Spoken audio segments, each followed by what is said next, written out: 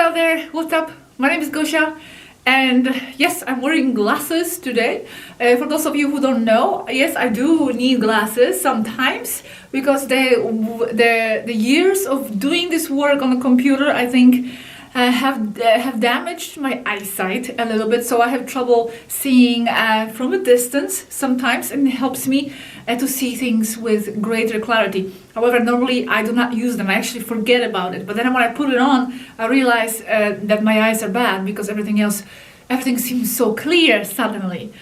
So today I'm here spontaneously. I wasn't actually planning on making this video, but it came up because a few days ago we just had this conversation with Yazhi about Alpha Draconians and dragons, and it actually connects. That's why I'm making this video here now. It connects with what was mentioned in the last video about the ancient sites with Dale Harder, where Aneeka was talking about how there are these feathered snakes in different cultures, like for example Quetzalcoatl, and that is really the spaceship represented as that. However, there is another additional element here that just came up in this last conversation with Yazhi about Alpha Draconians on Earth, and I'm going to share it with you because I think it's going to be interesting. It complements that previous chat, and also since you were able to hear some sounds and expressions in the Taygetan language. Thank you, Claudia, by the way, for your effort. You did a very good job. I think more than I would. I don't think I could pronounce it that well.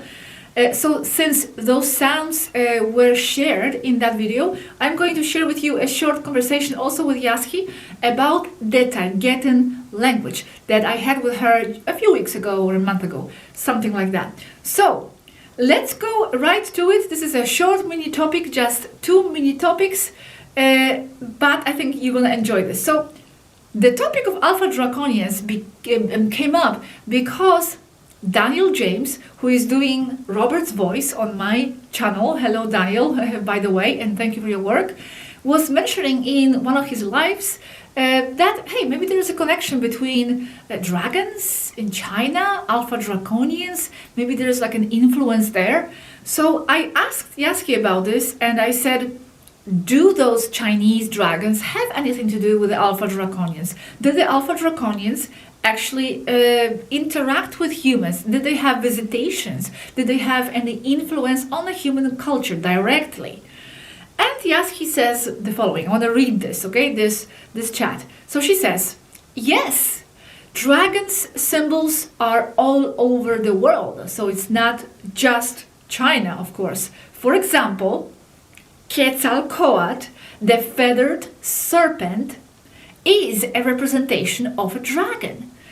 There are dragons in many cultures. And Yazhi says, in China, the dragons are very long also, with things that also look like feathers. So here she's explaining again, like Aneeka did in the video, that those are spaceships, just like in this image. But now, this is the added element here that is new, didn't occur to me before. That being said, she says, there is Alpha Draco influence everywhere on Earth, and that is why they interpret later ships as dragons. More about this is coming up. Okay, so I'm asking, okay, but what do Alpha Draconians have to do with interpreting ships as dragons? Do you think, Yazhi, that maybe they thought those ships were literally Alpha Dracos flying around in the air, perhaps? And Yazhi says, well, because they knew the Alpha Dracos, they knew them, humans on Earth, ancient cultures, and they knew their ships. So, and since then, anything that resembles that is dragon to Earth cultures. Notice how it is the same winged serpent creature in both China and Mesoamerica. Full transcript of this conversation on the website very soon. I'm skipping some sentences here. They're not that super relevant. So here I'm asking, did humans meet them physically? The Alpha Dracos let humans see them. They let themselves be seen. Alpha Dracos interacting with people on Earth. And Yazhi says, yes, and all over the Earth. That's why there are so many fables, stories of dragons all over the Earth. Well, okay, but the humans were not afraid of them? How was that? How was the interaction? And did the Alpha Dracos talk? Because they do talk in their own way, but they have speech. Now, Yazhi says, we understand that it depends on the place and the interests of the Alpha Draco. Sometimes they cooperated with humans, sometimes they enslaved them. I say enslaved? Okay, but that was in the times when the Federation also was on Earth, right? Atlantis times or other times.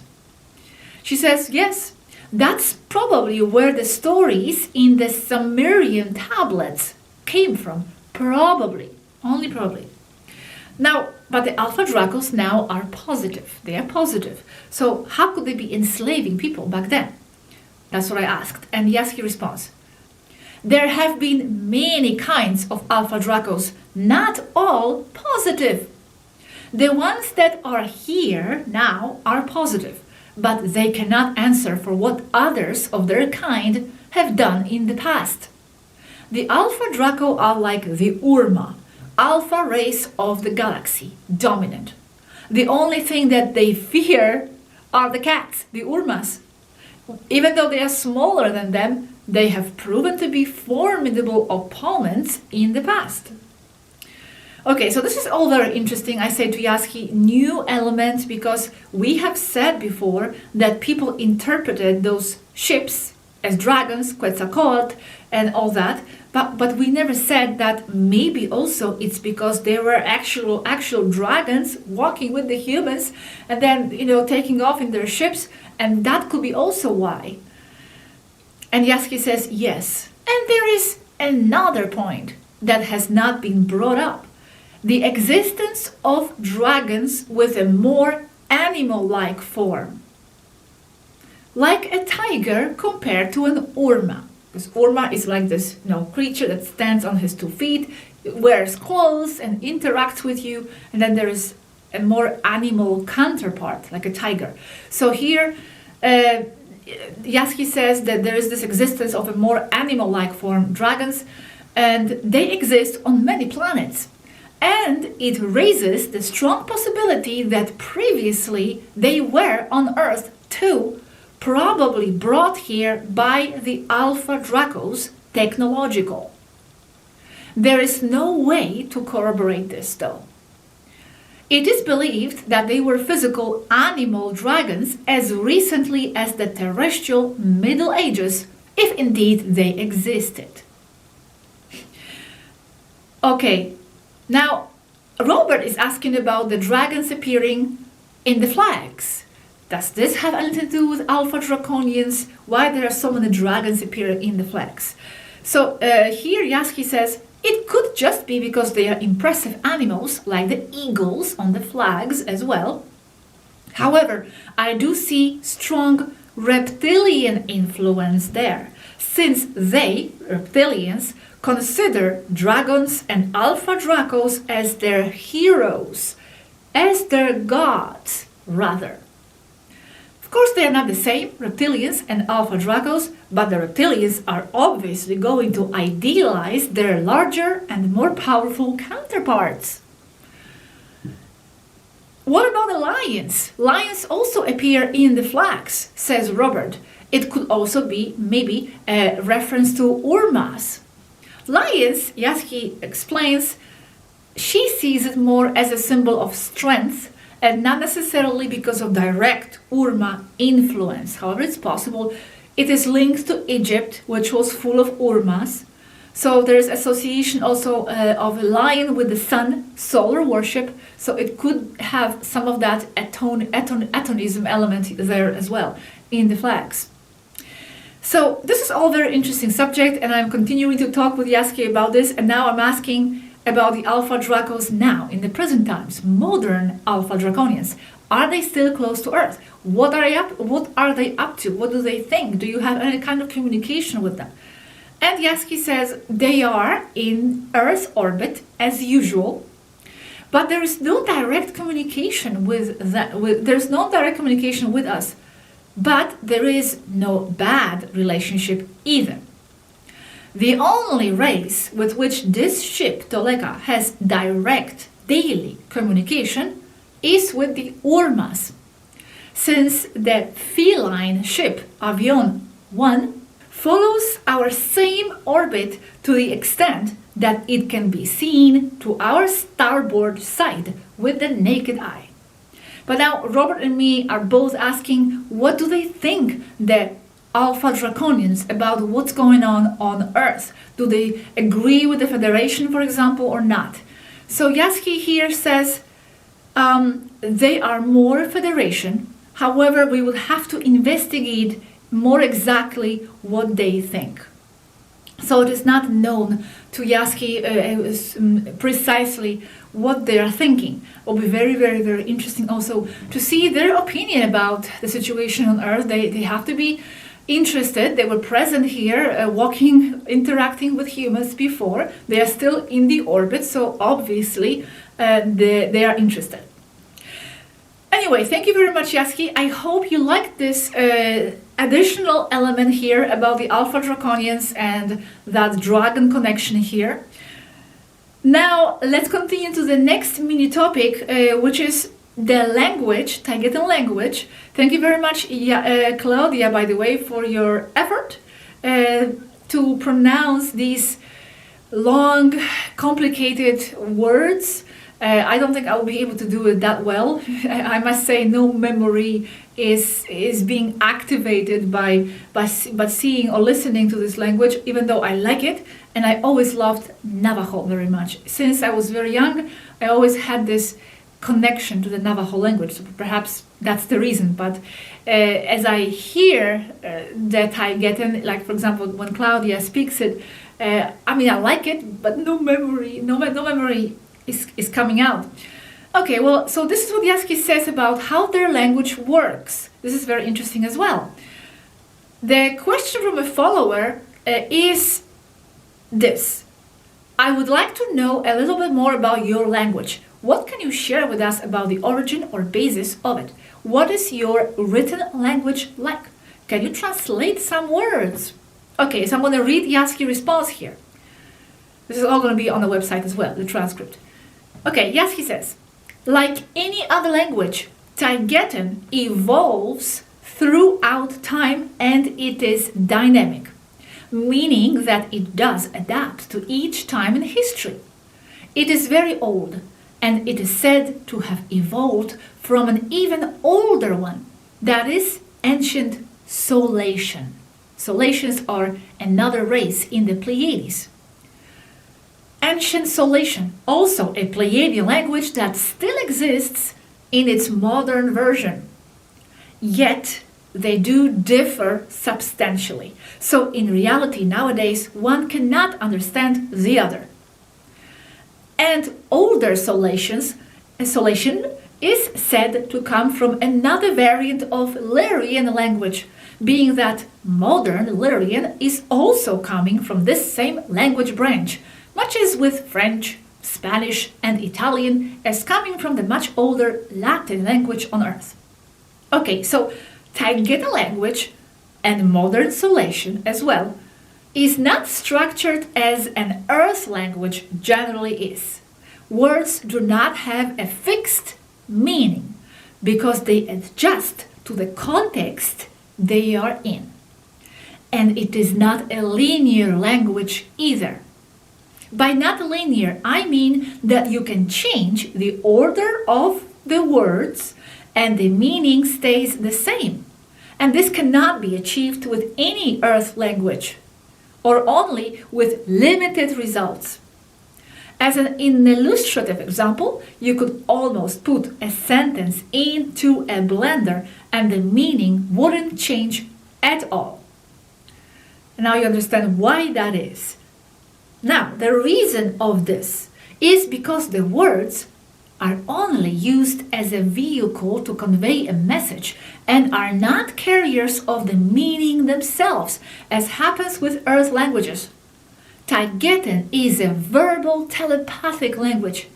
This is the most important description of how it works.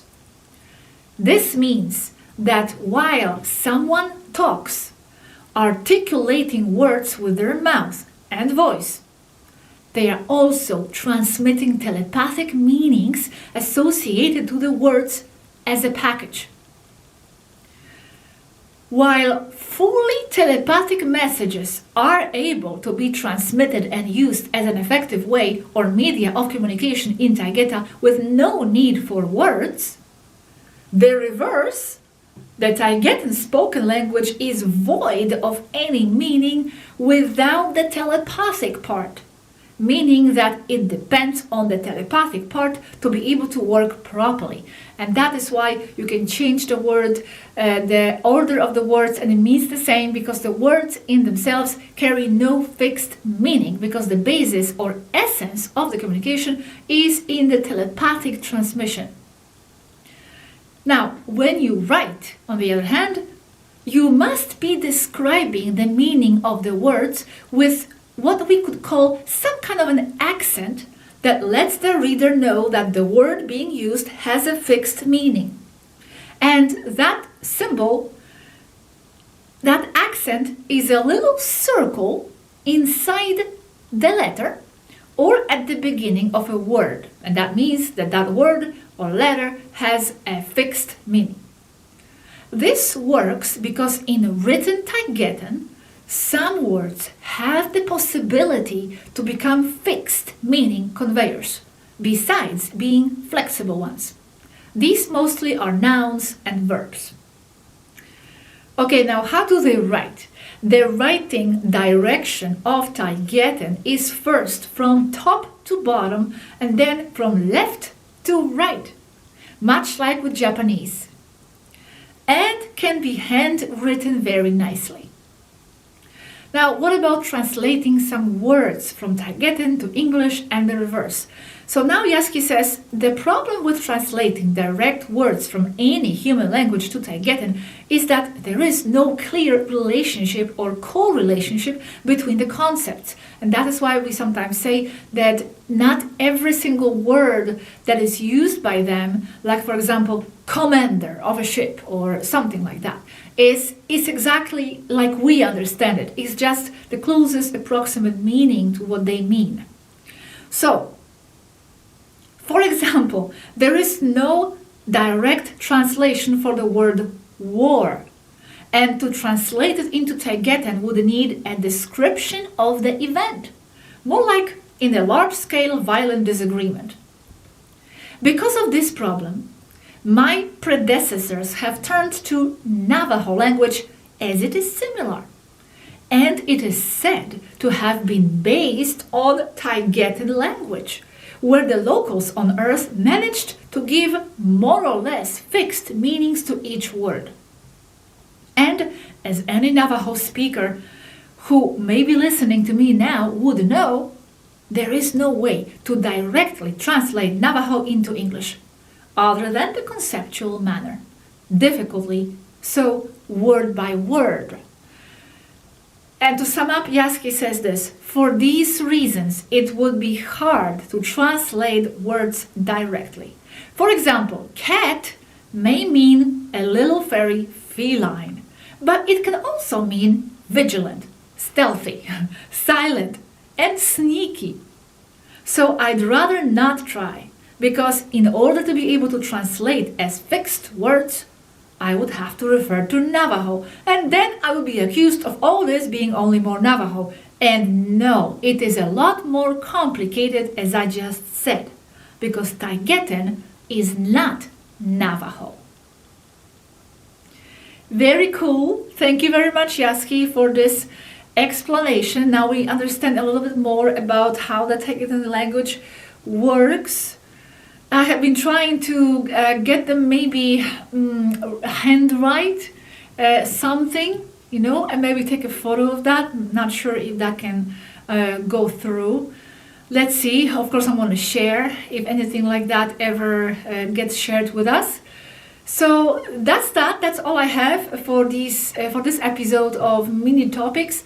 I hope you enjoyed it. It adds a little bit more understanding to the concept of the dragons and all that, and also the Taygetan language. The next video is going to be a curious video from the past, some questions, random questions from the past that I connected together, accumulated in the topic of the body.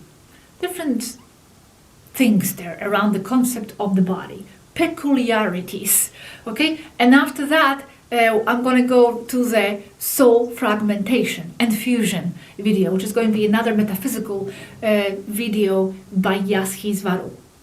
Sophia. Thank you very much, everybody, for watching. Thank you very much for joining. Hello, all of the new subscribers. Make sure you subscribe to the official SWARUU channel, SWARUU Official, done by Mari SWARUU. This is a direct channel done by the extraterrestrial person, and also Zael. It's a Taygetan man and a female as well, Zael and Aryen. However, the channel name is just called Zael. This is also done by the Taygetan couple directly from the ship. So sign up to these two channels. Links below in the description box. Thank you very much for watching, for your support. I'm going to see you in the next video. Ciao!